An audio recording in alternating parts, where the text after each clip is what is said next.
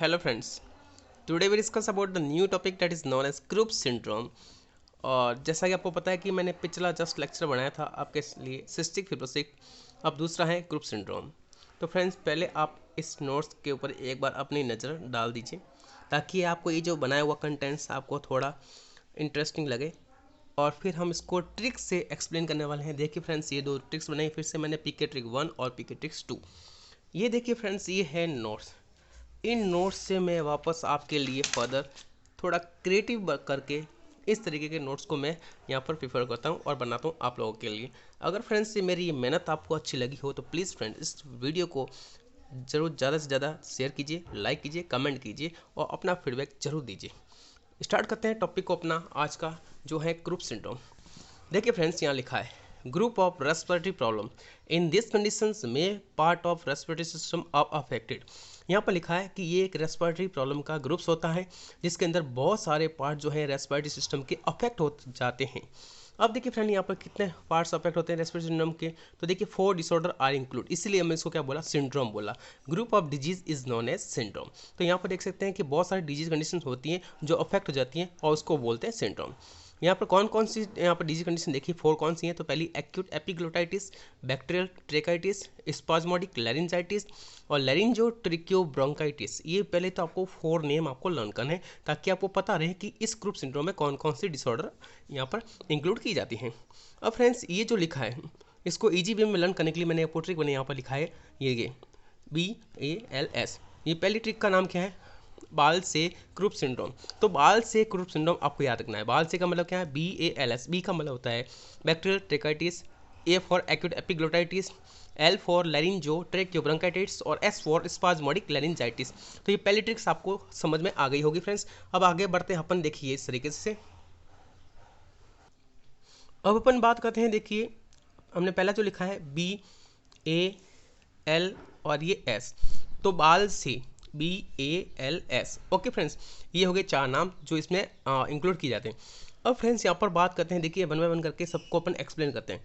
Bacterial tracheitis, friends आपको पता है कि जिसके पीछे आइटिस लगता है इसका मतलब क्या होता है, इन्फ्लामेशन।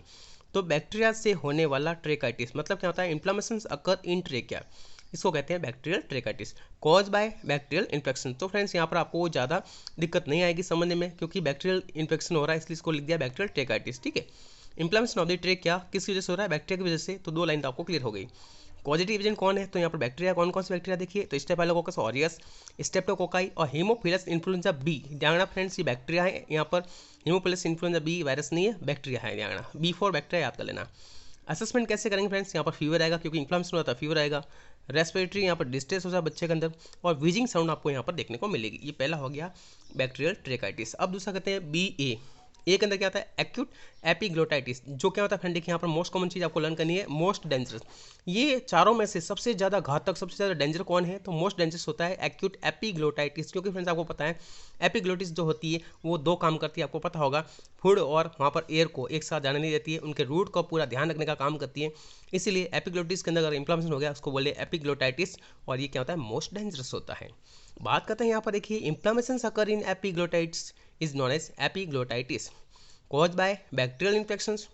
पॉजिटिव एजेंट कौन है, तो वापस फ्रेंड्स वही होंगे, आपको लर्न करने की ज़्यादा दिक्कत नहीं आएगी। ये सेम है, पॉजिटिव एजेंट यहाँ और यहाँ सेम, देखो स्टेफिलोकोकस ऑरियस, कोकाई, स्टेप्टोकोकाई और हीमोफिलस इन्फ्लुएंजा बी, ये जो कि दोनों सेम है।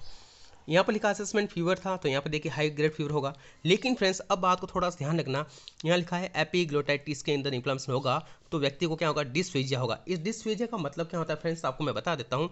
तो यहाँ पर डिफिकल्टी हो जाएगी स्वेलो करने के अंदर, व्यक्ति को निगलने में, जो बच्चा है, बेबी है, उसको निगलने में प्रॉब्लम आएगी। ऑर्डिनोफेजिया का मतलब क्या होता है, तो यहाँ पर क्या हो जाती है, स्वेलिंग हो जाती है। ऑर्डिनोफेजिया के अंदर आपको पता होगा फ्रेंड्स, हमने यहाँ पर लिखा है, मैं आपको बता देता हूँ। ये रहा, देखिए फ्रेंड्स यहाँ पर हम बात करते हैं ऑर्डिनोफेजिया। ये देखिए फ्रेंड्स यहाँ लिखा है डिस्फेजिया मतलब डिफिकल्टी इन स्वेलोइंग। ऑर्डिनोफेजिया होता है पेन ड्यूरिंग स्वेलोइंग, जब व्यक्ति स्वेलो करेगा तब उसको पेन होगा, उसको अपन बोलते हैं ऑर्डिनोफेजिया। आगे देखिए क्या लिखा है यहाँ पर, नोट डाल के एक लाइन लिखिए, occurs less than 5 year age. जब बेबी की, बच्चे की जो एज है, चाइल्ड जो है उसकी एज कितनी होनी चाहिए, 5 साल से कम होगी, उसमें ये ज़्यादा होने को देखने को मिलता है। कौन सा, एक्यूट एपिग्लोटाइटिस। और ये कब होता है, ये भी लिखा है ड्यूरिंग विंटर सीजन। ठीक है, तो ये लाइन आप नोट जो मैंने लिखा है बहुत इंपॉर्टेंट पॉइंट है, इसको आप जरूर लर्न कर लेना। अब नेक्स्ट बात करते हैं, बी हो गया, ए हो गया, फिर क्या लिखा हमने, बाल से क्रूप सिंड्रोम पढ़ा था हमने, तो बाल से बी ए, अब आएगा L, laryngotracheobronchitis. Friends learn नहीं करना, आपको रटना नहीं है, समझना है। कैसे समझना है, देखिए फ्रेंड्स मैं बताता हूँ आपको, लेरिंजो ट्रेकियो ब्रोंकाइटिस 3 नाम है, तो जाहिर सी बात है। अब देखिए 3 नाम मतलब ये क्या हो गया, बहुत ज़्यादा कॉमन होगा। सबसे हाईलाइट है, इसको हमने क्या लिखा, मोस्ट कॉमन टाइप्स कौन सा होता है, लेरिंजो ट्रेकियो ब्रोंकाइटिस फ्रेंड्स। और मोस्ट डेंजर पूछे तो एक्यूट एपिग्लोटाइटिस। ओके, अब बात करते हैं आगे, इन्फ्लेमेशन अकर इन। अब यहाँ पर देखो फ्रेंड्स, पीछे क्या लगा है, आइटिस, मतलब इन्फ्लेमेशन हुआ है। तो इस तीनों का इन्फ्लेमेशन क्या होता है, देखिए यहाँ पर लिखा है, तो किस में होगा इन्फ्लेमेशन, पहला तो लेरिंजो से लेरिंग्स, ट्रेकियो से ट्रेकिया, ब्रोंकाइटिस से ब्रोंकाई। तो लर्न करने की कोई जरूरत नहीं पड़ेगी आपको फ्रेंड्स, समझ में आ जाएगा, हाई होप। आगे बढ़ते हैं, देखिए कॉज बाय, तो यहाँ पर क्या है फ्रेंड्स, वायरल इन्फेक्शन। इसलिए मैंने यहाँ पर क्या लिखा है, 3 स्टार मार्क डाले, इसके लिए मैं इसको यहाँ पर क्या है 3 स्टार देता हूँ इसको। क्यों, क्योंकि फ्रेंड्स ये वायरल इन्फेक्शन से होता है। जो हमने पहले पढ़ा था ये दोनों क्या है, बैक्टीरिया से होने वाले, जबकि ये क्या है, वायरल इन्फेक्शन से होता है। तो एग्जाम में क्वेश्चन पूछते हैं कि किससे होता है ये, इसका कॉज एजेंट कौन है।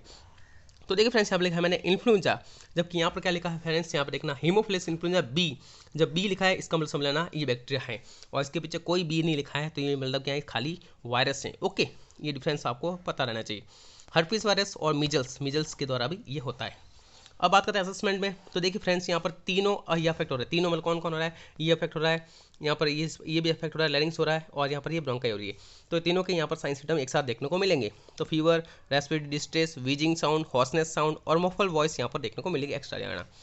फिर यहाँ पे लिखा है नोट क्या डाला है, सेम एज एक्यूट एपिग्लोटाइटिस। इसका मतलब क्या है कि फ्रेंड्स जो नोट हमने पहले कहाँ डाला था, एक्यूट एपिग्लोटाइटिस के अंदर, ये देखिए ये नोट वहाँ पर सेम होगा। मतलब क्या लिखा है यहाँ पर कि ये 5 साल से चाइल्ड जो बच्चे होंगे उससे कम एज में देखने को मिलेगा, और ये विंटर सीजन में ज़्यादा होने को मिलता है।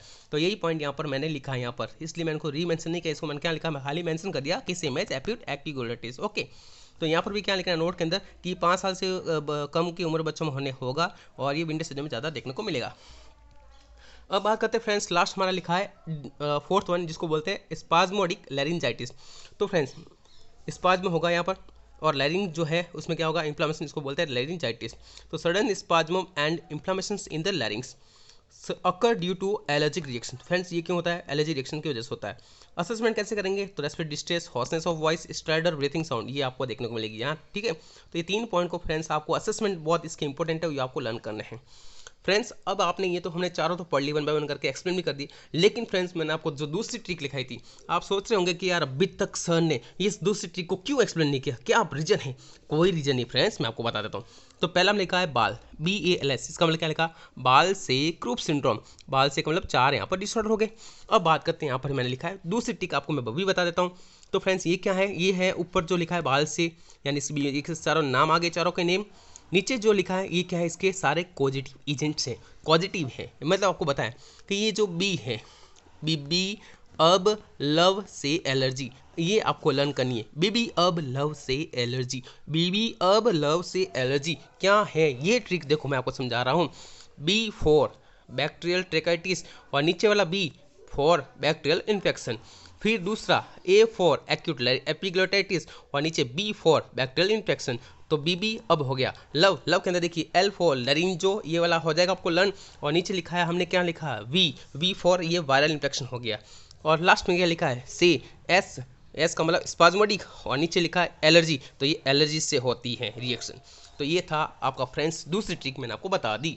तो क्या याद करना है मेरे साथ, बोलिए फ्रेंड्स, बीबी अब लव से एलर्जी किस में हुई, बच्चों को क्रूप सिंड्रोम में। ओके, आगे बात करते हैं, देखिए फ्रेंड्स डायग्नोसिस कैसे करना है। एंटीबायोटिक थेरेपी देंगे क्योंकि यहाँ बैक्टीरियल इन्फेक्शन हो रहा था।